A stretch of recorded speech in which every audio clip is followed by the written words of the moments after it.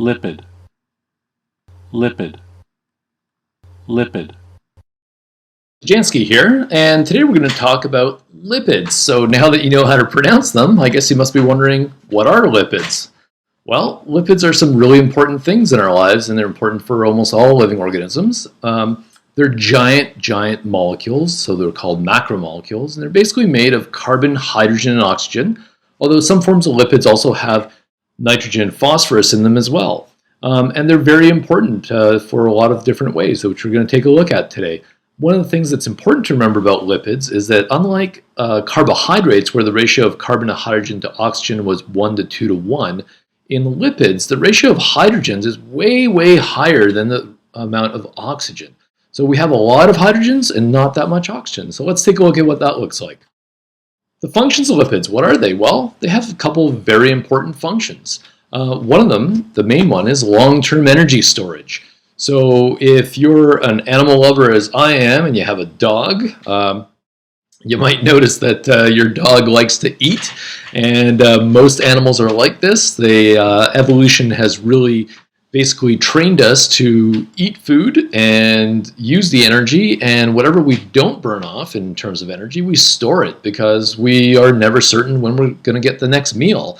So it's a survival technique. So that's what most animals will tend to do. Apparently even cats do it. The other important function of lipids would be thermal and physical insulation. So if you're a big fuzzy polar bear like this living up in the cold Arctic, you need a lot of fat under that fur to keep you warm.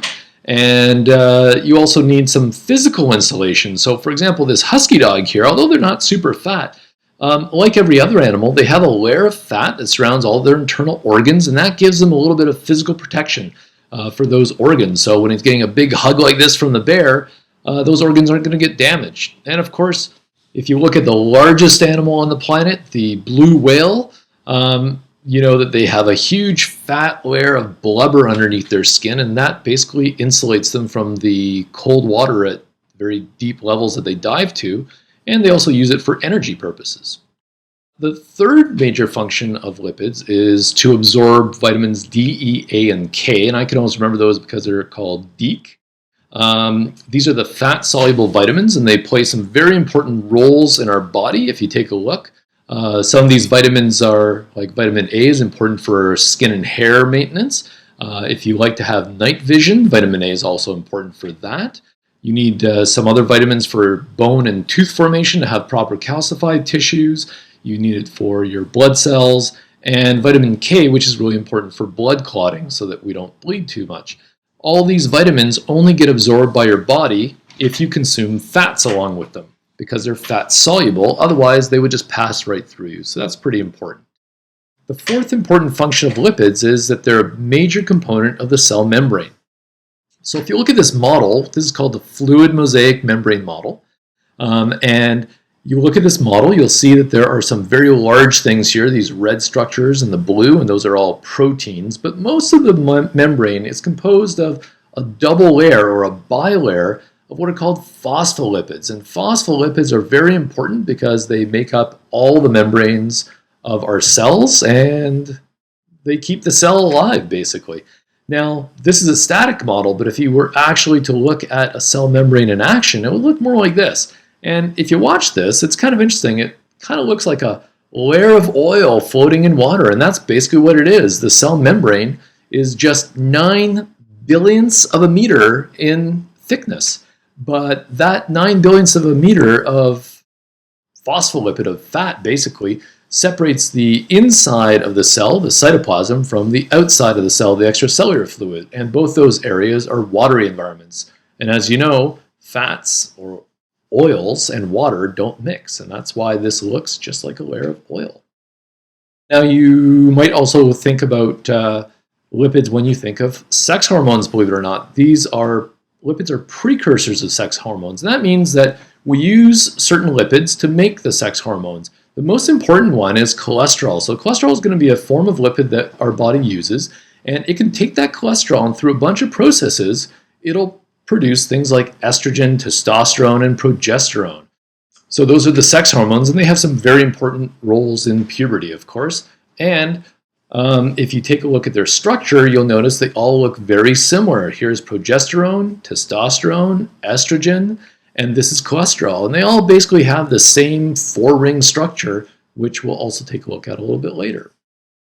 You might wonder, because of all these lipids, what form do they come in? Well, they come in about 4 different major forms, and the one that we're most familiar with probably are fats and oils. And if you're one of those people who likes to take your spoonful of cod liver oil every day, apparently that's supposed to be good for you. I have a good friend who likes to take coconut oil before racing. And there's butter and margarine and lard and cooking oils. And all these things are different forms of fats and oils, which are a type of lipid. The fats and oils are properly called triglycerides. And you know that tri means 3. And the glyceride part refers to this molecule, glycerol. Now, glycerol is a 3-carbon molecule with hydroxyl groups on it. So that makes it an alcohol. That's why it's called glycerol. And those hydroxyl groups are important because at each one, you can attach one fatty acid chain. And this is what it sounds like. It's a fat, basically. It's a very long chain of carbons all bonded together with hydrogens attached to them. And at the very end, there's a carboxyl group. So you can carry out a process called dehydration synthesis or condensation between this hydroxyl and this carboxyl group.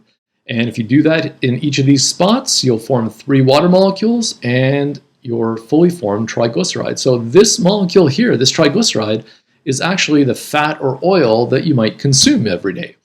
The interesting thing is that it depends on what type of fatty acid you have will change the actual structure of the triglyceride. So if you have long chains of fatty acids that are straight like this, all single bonds between the carbons, those are called saturated fatty acids. So it's kind of like my hand here with the 3 fatty acids. If they're saturated, they will just lay straight. And now they stack together very closely. And when that happens, you basically get a very solid structure, and that's called a fat. So things like butter and lard and suet, those would all be saturated fats. But on occasion, you also get fatty acids that have a double bond in them, like this one here. And that causes a little bit of a kink. And so when you have that, like this, and another one like this, you'll notice that they can't fit as close together. So they become less dense, and those are the oils, basically. Phospholipids are another really important form that we've already mentioned. So a phospholipid is important in a cell membrane. And if you take a look at a phospholipid, basically it's like a triglyceride. There's the glycerol, but it only has 2 fatty acids. The 3rd fatty acid that should be here is actually replaced by a phosphate group. And so what happens is that this entire upper portion, this head portion of the phospholipid, becomes polar or hydrophilic. The fatty parts down here, the fatty acid tails, are nonpolar or hydrophobic. And that makes a molecule that's called amphiphilic because it has both a polar part and a nonpolar part. And that's what a phospholipid looks like. Now, the interesting thing about phospholipids is they can take several forms. The bilayer sheet, of course, is what we're familiar with because that's what a cell membrane looks like. But you can also form a micelle, which is just a single layer of phospholipids. And you can also form a liposome, which is a bilayer, but it forms like a sphere.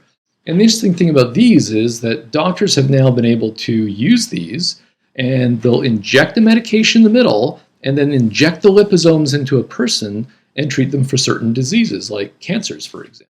So they're pretty useful that way. The other form are steroids, and we've looked at steroids a little bit. Steroids are basically all 4-ring structures made of 17 carbons. That's the base structure of a steroid. The most important steroid to know about is cholesterol, because from it you can make all sorts of interesting things like the sex hormones and even bile salts that help us dissolve fats in our diet. And of course, you got to remember it's 17 carbons in 4 rings, and that's the base structure. And then we've also heard of steroids in bodybuilding, so you get huge like this guy with some bad side effects. Finally, the last form of lipid is waxes, and waxes are really interesting. They're just fatty acids with very long chain alcohols attached, and bees use it to make their honeycomb. Plants have a cuticle that protects them and gives them waterproofing.